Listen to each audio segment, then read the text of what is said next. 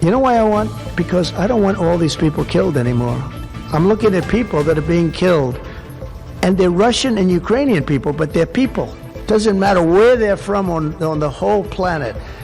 And I think I have the power to end this war. And I think it's going very well. But today I heard, oh, well, we weren't invited. Well, you've been there for 3 years. You should have ended it 3 years. You should have never started it. You could have made a deal. I could have made a deal for Ukraine that would have given them almost all of the land, everything, almost all of the land, and no people would have been killed, and no city would have been demolished, and not one dome would have been knocked down. But they chose not to do it that way. And President Biden, in all fairness, he doesn't have a clue. What he was so bad for this. He was so bad, so pathetic. It's so sad.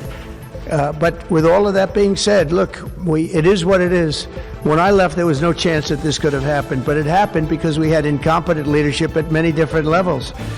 But when you see what's taken place in Ukraine with millions of people killed, including the soldiers, millions of people killed, a big percentage of their cities knocked down to the ground. I don't know how anybody even lives there. You know, when they say they took a poll, and Zelensky's at 4%. Who's living there? You know, I mean, it's hard to believe that people live there. Their cities are being knocked down, and this is something that would have never happened. And by the way, for 4 years, it didn't happen. It was never going to happen. Go ahead.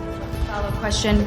How would you counter the perception, because Russia's pushing for this, obviously, they don't really hold true elections, that would be a capitulation of some sort. How would you guard against potentially Russia installing a puppet government? And then finally, how would that new election have an impact on getting Zelensky to sign the rare earth minerals deal?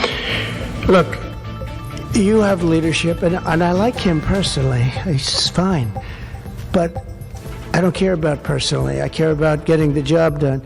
You have leadership now that's allowed a war to go on that should have never even happened, even without the United States. Look, we had a president who was grossly incompetent. He had no idea what he was doing. He said some very stupid things, like going in for portions and all of the things. He made a lot of bad statements, but he's grossly incompetent, and I think everyone knew that. This is something that should have never happened, would have never happened. And I used to discuss it with Putin. President Putin and I would talk about Ukraine. It was the apple of his eye, I will tell you that. But there was never a chance of him going in. And I told him, you better not go in. Don't go in. Don't go in. And he understood that. He understood it fully. But I'm only interested. I want to see if I can save maybe millions of lives. This could even end up in a World War III. I mean, to be honest with you, you've been hearing now Europe is saying, well, I think we're going to go in and we're going to go. All of a sudden, you're going to end up in World War III over something that should have never happened.